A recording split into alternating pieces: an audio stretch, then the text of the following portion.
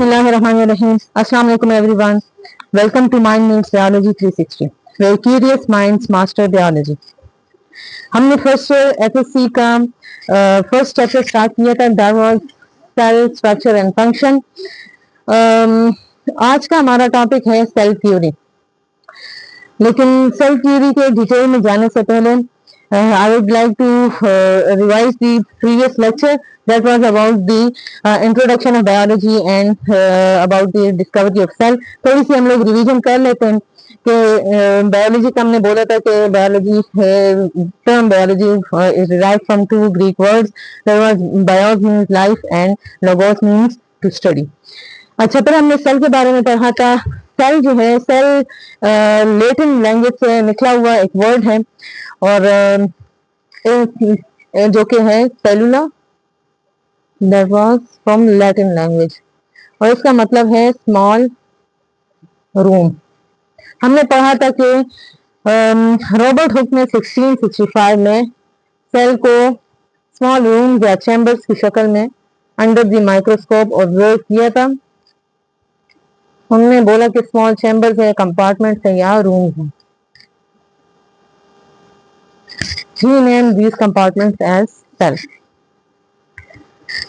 अच्छा, फिर हमने बोला था कि न्यूक्लियस जो है सेल में, वो प्लांट सेल में, वो रॉबर्ट ब्राउन ने 1833 या 31 में या कुछ पब्लिकेशंस में है 38. लेकिन जो हम इंसाइक्लोपीडिया ब्रिटानिका के हवाले से अगर पढ़ें तो उन्होंने 1833 मेंशन किया हुआ है कि रॉबर्ट ब्राउन ने न्यूक्लियस 1833 में डिस्कवर किया था. आज हम पढ़ेंगे कि on the basis of presence or absence of the nucleus, cell is divided into two types.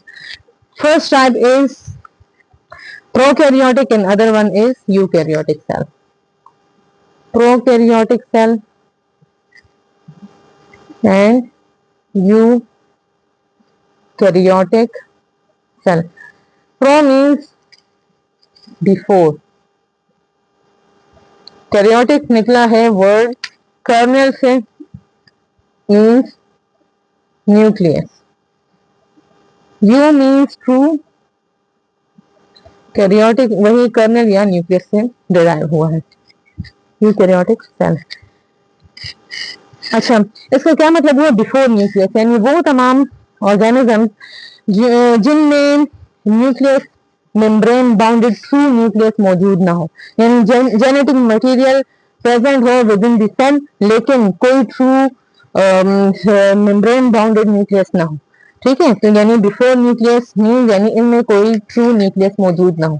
Suppose हमारे पास आता है बैक्टीरिया, एग्जांपल में सायानोबैक्टीरिया, आर्किया. ठीक है, बैक्टीरिया में हमारे पास आ गए ई कोलाई एक्सेट्रा. सायानोबैक्टीरिया में ब्लू ग्रीन एल्गी और आर्किया में मेथनोजेंस,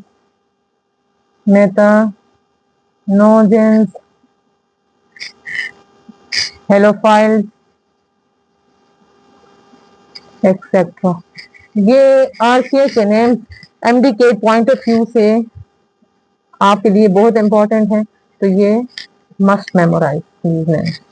ठीक है, so this was all about prokaryotic cell. Now coming towards the eukaryotic cell. Eukaryote जो एक सेल होता है उसमें ट्रू मेम्ब्रेन बाउंडेड न्यूक्लियस मौजूद होता है. ठीक है, जिसमें suppose this is a cell. ठीक है, सेल है, इसके अंदर जो न्यूक्लियस है, ये न्यूक्लियस है, तो इसमें न्यूक्लियर मेम्ब्रेन और फिर न्यूक्लियोलस और जो सब कुछ होता है ये फिर यूकैरियोटिक सेल में होता है, यूकैरियोट्स या यूकैरियोटिक सेल्स. ठीक है, इसमें एग्जांपल्स में आता है प्लांट्स, एनिमल्स, फंजाई. फंजाई में यीस्ट, मशरूम्स एक्सेट्रा. ठीक है, प्रोटिस्ट जैसे अमीबा, पैरामीशियम एक्सेट्रा.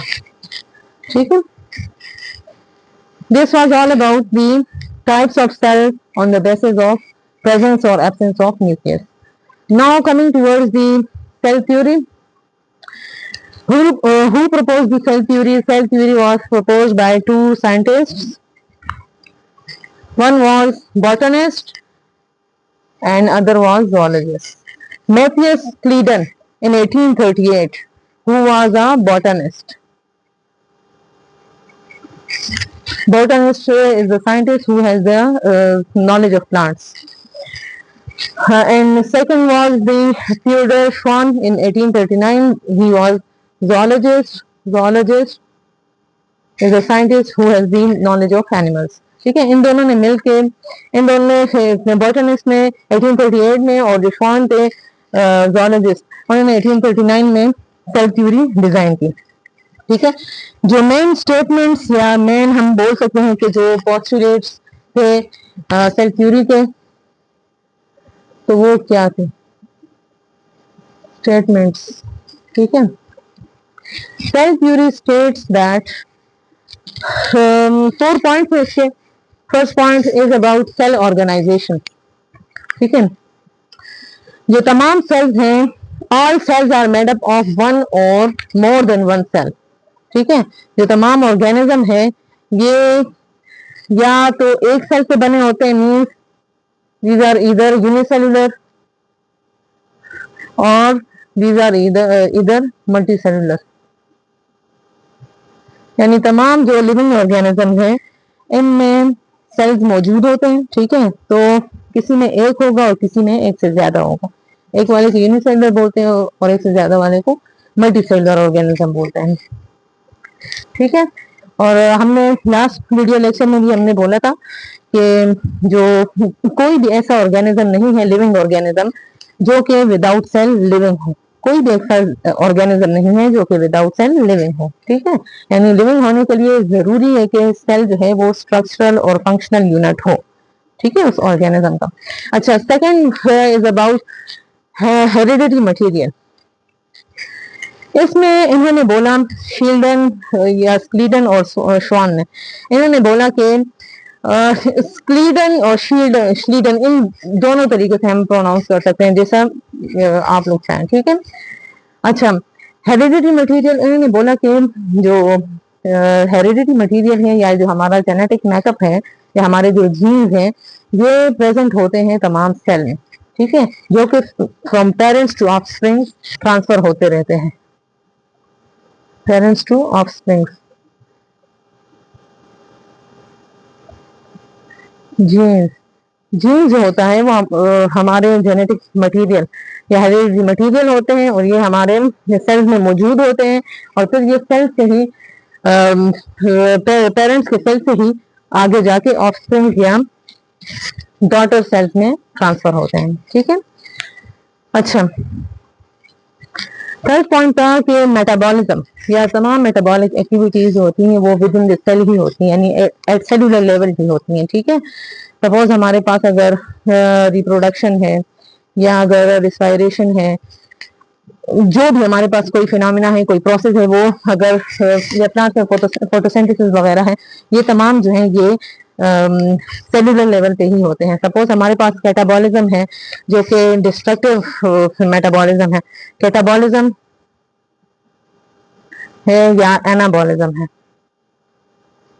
ठीक है, जो कैटाबॉलिज्म है इसमें ये इसको डिस्ट्रक्टिव मेटाबॉलिज्म भी बोलते हैं. इसमें जो लार्ज मॉलिक्यूल्स होते हैं वो ब्रेक डाउन होके हमारे पास स्मॉल मॉलिक्यूल्स बनाते हैं. ठीक है, जो ऑर्गेनिक मॉलिक्यूल्स हैं लार्ज, ये ब्रेक डाउन होके स्मॉल मॉलिक्यूल्स बनाते हैं. Anabolism is the opposite of this. इसमें स्मॉल मॉलिक्यूल्स इकट्ठे होके हमारे पास एक लार्ज ऑर्गेनिक मॉलिक्यूल बनाएंगे. ठीक है, तो तमाम जो मेटाबॉलिक एक्टिविटीज होती हैं वो सेलुलर लेवल पे ही होती हैं. Fourth point was cell division, about the cell division. अच्छा, इसमें उन्होंने कहा कि जो न्यू सेल्स हैं ये तमाम प्री एग्जिस्टिंग सेल से ही वजूद में आते हैं. ठीक है, सपोज हमारे पास जो माइटोसिस है और मियोसिस है, उसमें क्या होता है कि पेरेंट से डॉटर सेल्स बनते हैं इन दोनों प्रोसेसेस में, ठीक है। तो पेरेंट सेल से ही बनते हैं, ठीक है, यानी हमारे पास प्री एग्जिस्टिंग या पेरेंट सेल था और इसी से आगे आके हमारे पास डॉटर सेल्स बने, ठीक है। ये पॉइंट किसने ऐड किए थे सेल थ्योरी में? It was added by रोडल्फ Virchow इन 1855। इसको रोडल्फ विर्चोस प्रिंसिपल भी बोलते हैं। इन्होंने ए बायोजेनेसिस थ्योरी की रिजेक्शन की। ए बायोजेनेसिस थ्योरी को हम थ्योरी ऑफ स्पॉन्टेनियस जनरेशन भी कहते हैं। ए बायोजेनेसिस थ्योरी इसमें जो ए है is use for without, A is use for without, bio means life, genesis means origin. इसका मतलब ये हुआ कि ओरिजिन या इस थ्योरी में जो है तो इन्होंने कहा था कि जो लिविंग ऑर्गेनिजम्स हैं वो नॉन लिविंग ऑर्गेनिज्म से बन जाते हैं, यानी मतलब ये हुआ कि बेजान चीजों से जानदार चीजें बन सकती हैं। सपोज पहले एंशियंट टाइम्स में ये एक बिलीफ था कि जो स्वेट होता है, जो पसीना होता है हमारा, तो इससे बैक्टीरिया वजूद में आते हैं। या जो गोबर है तो इससे बिच्छू बनते हैं। तो ये लोगों के एंशियंट जो थे वो कॉन्सेप्ट थे। अच्छा, फिर इन्होंने क्या किया, इन्होंने रोडल्फ विर्चोस ने सेल डिवीजन का जो स्टेटमेंट था ये सेल थ्योरी में ऐड किया। इसमें इन्होंने कहा कि जो प्री एग्जिस्टिंग सेल है इसी से न्यू सेल्स बनते हैं, ठीक है, कोई भी बेजान चीज से जानदार चीज नहीं बनती। तो इन्होंने एक तो इसकी रिजेक्शन की और इसकी जो तस्दीक है तो वो किसने की, वो लुईस पास्चर ने की, ठीक है। पास्चराइजेशन प्रोसेस जो है तो वो लुईस पास्चर के नाम से ही, पास्चर नाम से ही इन्होंने रखा हुआ है।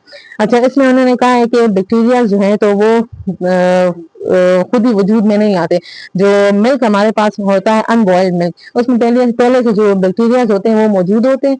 तो वो आगे जाके जब अगर मिल्क हमारे पास बहुत टाइम के लिए बॉयल ना हो तो वो अपनी रिप्रोडक्शन करते हैं बैक्टीरिया, और बैक्टीरिया जो है वो ज्यादा होके कंबाइन होके एक दूसरे के साथ और डिवाइड एंड रीडिवाइड होके वो अपनी पॉपुलेशन बढ़ाते हैं और इस तरह वो मिल्क को खराब कर देते हैं।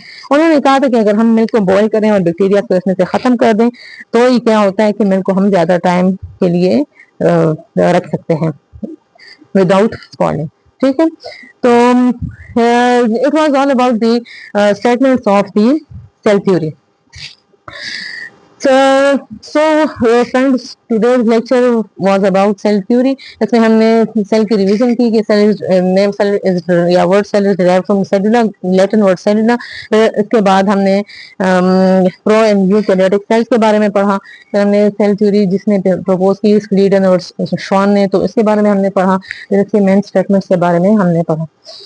इंशाल्लाह नेक्स्ट लेक्चर में हम लोग पढ़ेंगे techniques use in cell biology और साइटोलॉजी, ठीक है। तो अगर आपको ये हमारी लेक्चर वीडियो अगर आपको हेल्पफुल लगे तो लाइक शेयर एंड सब्सक्राइब कीजिए टू माइंड मीट्स बायोलॉजी 360 और बेल आइकन प्रेस करें कि आपको new exciting biology lectures notify हो आप उनसे। Keep learning, keep growing, and I will see you in the next lecture इंशाल्लाह। अल्लाह हाफिज़।